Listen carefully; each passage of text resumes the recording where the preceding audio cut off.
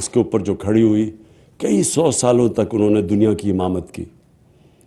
تو ہم اگر پاکستان وہ اتنا بڑا خواب تھا ادھر نہ پہنچ سکے تو اس کی سب سے بڑی وجہ یہ تھی کہ ہم اس سفر پہ نہیں نکلے جس کے اوپر اللہ کا حکم ہے کہ مدینہ کی ریاست کا مطلب یہ کہ ایک تو قانون کی بالادستی، وہ بھی ایک بہت بڑی جنگ ہے مافیاز کے خلاف، ان کو قانون کے نیچے لانے کی، اور دوسرا کہ کیسے آپ نے اپنے نچلے طبقے کو اوپر اٹھانا ہے. اب اساس کے اندر سب سے پہلے کہ جو سب سے مجبور لوگ ہیں ان کو ہم نے پیسے پہنچانے تھے، اور ہم نے تب پیسے پہنچائے جب کرونا کی وبا دنیا میں تباہی لے کے آئی ہوئی تھی. کیونکہ لاک ڈاؤنز لگائے، لاک ڈاؤن کا مطلب یہ کہ سارا کاروبار بند ہو گیا. جب کاروبار بند ہوا تو سب سے زیادہ تکلیف کس کو ہوئی؟ سارے دنیا میں غریب طبقے کو، پاکستان میں نہیں. امریکہ جیسے جگہ پہ بھی جو امیر ترین دنیا کا ملک ہے وہاں بھی سب سے زیادہ تکلیف غریبوں کو ہوئی، دہاڑی دار کو، جو پیسے محنت کرتا تھا، پیسے کماتا تھا دن میں اور اپنے بچوں کو پیسے پیٹ پالتا تھا. وہ سارا جب ایک دم لاک ڈاؤن ہوا تو وہ تو بیچارے ایک دم ان کے پاس تو پیسہ ہی نہیں تھا اپنے بچوں کو کھلانے کے لیے. تو تب ہم نے یہ جو اساس کا جو ڈسٹریبیوشن کی، بالکل ٹھیک کہا گیا، یہ فیصل نے بھی بتایا کہ ورلڈ بینک نے اکنالج کیا کہ پاکستان وہ ملک ہے جس کا جو پروگرام اساس کا تھا وہ دنیا میں ٹاپ یا 3 یا 4 پروگرامز کے اندر مانا گیا. تو اس میں آپ کو بہت پھر سے میں خراج تحسین پیش کرتا ہوں. تو اب سب سے پہلے ہم نے وہ ان کو پیسے پہنچائے جس سے جب اکانومسٹ کی سروے تھی نارمل سی انڈیکس، مطلب یہ کہ کون سا ملک سب سے پہلے اس نے اپنے معیشت کو بھی سنبھال لیا اور اپنے لوگوں کو کرونا کی وبا سے بھی بچا لیا، اس ٹاپ 3 ملکوں میں پاکستان تھا. اور اس کی ایک وجہ آپ کا اساس کا پروگرام تھا. دوسری چیز کہ دیکھیں ہم 98% اساس کا پروگرام عورتوں کے ہاتھ میں جاتا ہے، پیسہ جاتا ہے ان کے ہاتھ میں. یہ کیوں ضروری ہے؟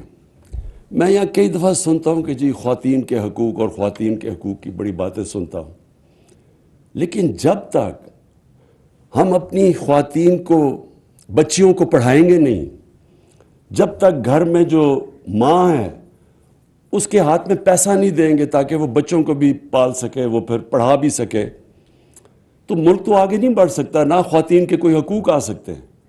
تعلیم سب سے زیادہ ضروری چیز ہے. جب آپ عورت کو تعلیم دے دیتے ہیں وہ اپنا سارا خاندان اٹھا لیتی ہے، وہ ان کی صحت کا بھی دھیان سکتی ہے، ان کو پڑھا بھی سکتی ہے گھر پہ. میرا جو سب سے بڑا، میں جو اپنی اگر کسی کا شکریہ ادا کروں اپنی زندگی کا کہ جس کی سب سے زیادہ محنت میرے پہ تھی، وہ میری والدہ کی تھی. اور میری والدہ کی اس لیے تھی، وہ پڑھی لکھی تھی. تو میں تو کھیلنے کا، مجھے تو بچپن سے شوق تھا، تو میں تو پڑھتا ہی نہ اگر میری والدہ مجھے بٹھا کے پڑھاتی نہ. تو جب ایک ماں پڑھی لکھی ہوتی ہے وہ سارا اپنے گھر کو اٹھا دیتی ہے. تو اس لیے یہ جو ہمارا 98% پیسہ ہے اساس کا، یہ ہم نے عورتوں کے ہاتھ میں دیا ہے. اور پھر یہ جو ہم نے بچے جو اسکول سے باہر ہیں، اور یہ بھی ایک بہت بڑا ہمارا المیہ ہے کہ ہم نے کبھی توجہ ہی نہیں دی کہ ہمیں اتنے زیادہ تعداد میں ہمارے بچے اسکولوں میں نہیں جاتے. تو اس کے لیے بھی اساس کا یہ بہت زبردست پروگرام ہے. اسٹائپنڈ دیتے ہیں اور لڑکیوں کو زیادہ اسٹائپنڈ دیتے ہیں کہ زیادہ ضروری ہے کہ لڑکیاں اسکول میں جائیں ہماری. پھر اسکالرشپس میں بھی اکثریت لڑکیوں کی ہے اسکالرشپس جو ان کو ملتی ہے، کیونکہ ہم سب کو احساس ہے کہ جب تک ہم اپنی خواتین میں انویسٹ نہیں کریں گے یہ ملک اوپر نہیں آ سکتا. تو یہ بھی ایک یہ ہمارا دوسرا.